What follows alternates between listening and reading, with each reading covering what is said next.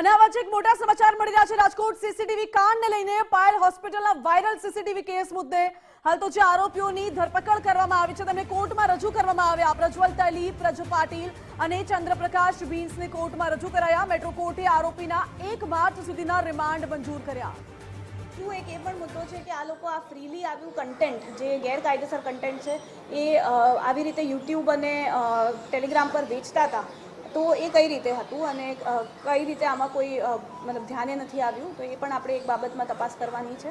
Plus આ લોકો સાથે કેટલી મોટી બીજી અન્ય આરોપી શામેલ છે, આ ગેંગ કઈ રીતે ઓપરેટ કરતી હતી અને અન્ય આવી કેટલી બધી ગેંગો છે જે આવા વિડીયોઝનું સેલ અને વેપાર કરીને પૈસા કમાવાની આખી ગેંગ જે છે એના માટે અમે તપાસ કરવાના છે। સર, સાયબરની કુલ કેટલા આપણા અધિકારી કર્મચારીઓ કેટલા દિવસથી સતત કામે લાગેલા હતા, કેટલી ટીમો બહાર ગઈ, આખું ઓપરેશન કઈ રીતે પાર પાડ્યું? આપણે 17 તારીખે આ ફરિયાદ નોંધાઈ હતી ત્યારથી તરત જ સાયબરની 2 ટીમો આપણે બહાર મોકલી હતી। એ સાથે સાથે ક્રાઇમ બ્રાન્ચની 1 ટીમ બહાર હતી। એ સાથે સાથે સાયબરની 2 ટીમ અને ક્રાઇમ બ્રાન્ચની 1 ટીમ અહીંયા અમદાવાદમાં બેસીને આખું એનું ટેકનિકલ એનાલિસિસ કરતી હતી।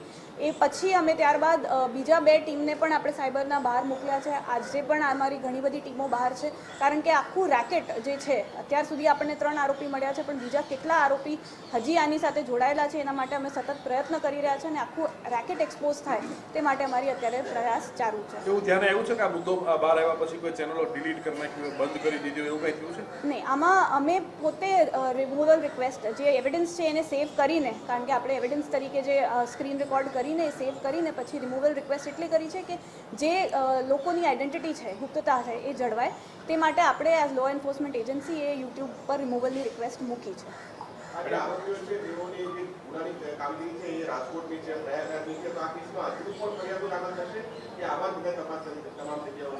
પ્રાંજલ વિરુદ્ધ લગભગ એક ફરિયાદ નોંધાઈ છે ને પ્રયાગરાજમાં પણ અલગ અલગ ફરિયાદો ત્યાં નોંધાઈ છે। જે અમારી જાણકારીમાં છે કે પ્રયાગરાજમાં અલગ અલગ ફરિયાદો નોંધાઈ છે પણ હાલ અત્યારે અમારી પાસે એક જ ફરિયાદ છે અને જે રાજકોટનો વિડીયો છે એ બાબતે અત્યાર સુધી એક જ ફરિયાદ નોંધાઈ છે।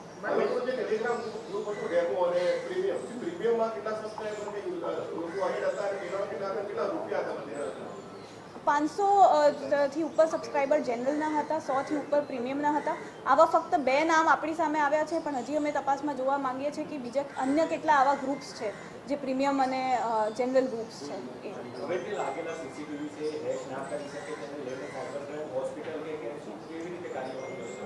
અમે આના માટે એક જાગૃતતાનું કેમ્પેન ચાલુ કરવાના છે જેમાં પબ્લિક પ્લેસીસ, કોર્પોરેટ્સ, ઓફિસીસ અને ક્લિનિકલ એસ્ટાબ્લિશમેન્ટ્સ છે, હોસ્પિટલ્સ છે, તમામ જગ્યાએ સીસીટીવીને કઈ રીતે રાખવું, એની કઈ સિક્યોરિટી જાળવવી તથા પાસવર્ડ નિયમિત રીતે ચેન્જ કરવું, આઈડી પાસવર્ડ જે હોય એને પબ્લિક સાથે ન શેર કરવું, જે કેબલ ઓપરેટર મૂકી જતા હોય કે સીસીટીવીવાળા ઓપરેટર મૂકી જતા હોય એને ચેન્જ પણ કરતા રહેવું, એક્સેસ લિમિટેડ આપવી અને પ્લસ ફાયરવોલ ને બીજી સિક્યોરિટી પણ આમાં એસ્ટાબ્લિશ કરવી। આ તમામ વિગત માટે અમે એક કેમ્પેન પણ ચાલુ કરવાના છે જેથી બધાને આ સીસીટીવીના માધ્યમનું થોડુંક જાગૃતતા મળે અને આ ફ્રોડ થતા અટકાય। સાહેબ, આ આરોપીના મિત્ર તમે કહો છો હેકર છે, એનું નામ તમે શું કીધું, એનો રોલ શું છે? એ હજી અમારી તપાસ ચાલુ છે અને અમે કન્ફર્મ કરીને પછી આ જાહેર કરીશું। અને જે આમાં ચેનલ સાથે જોડાવાના પૈસા કેટલા અને શું ગોઠવેલા હતા?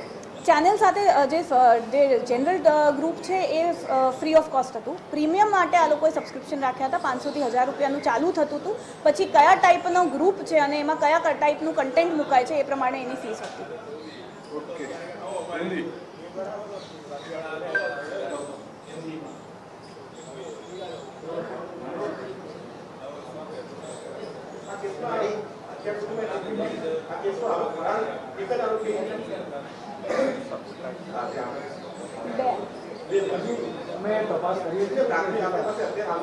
હાલની સ્થિતિ આપણી પાસે એક ફરાર આરોપી છે બસ, એ કામમાં છે જ અને બાકી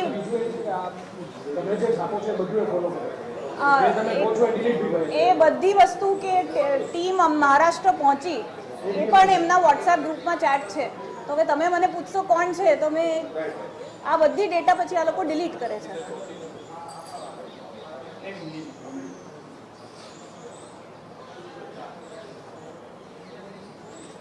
आरोपियों को कितनी रिमांड दी गई है और पूछताछ में अब तक क्या ज़्यादा बातें सामने आई? ये 3 जो आरोपी हैं इनको कोर्ट के द्वारा 9 दिन की रिमांड मिली है। जो हमें प्राथमिक हमने पूछताछ करी है उसके हिसाब से ये तीनों यूट्यूब चैनल चला रहे थे। जो महाराष्ट्र के 2 आरोपी हैं वो एक दूसरे के सतत संपर्क में थे।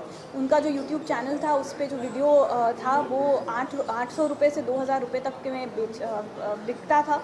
इनके पास 2 अलग टाइप के ग्रुप थे, एक जनरल ग्रुप था डेमोस और एक प्रीमियम ग्रुप था। प्रीमियम ग्रुप की कुछ ज़्यादा मेंबरशिप थी और उस मेंबरशिप के बाद इनको वीडियोस भी ज़्यादा एक्सेस मिलते थे। इन ग्रुप्स में एक मेनू कार्ड निकलता था, जो मेनू कार्ड है उसमें अलग अलग टाइप के वीडियोस का पूरा मेनू जैसा वो होता था, जिसको जो देखना हो वो खरीद के वो देख सकता था।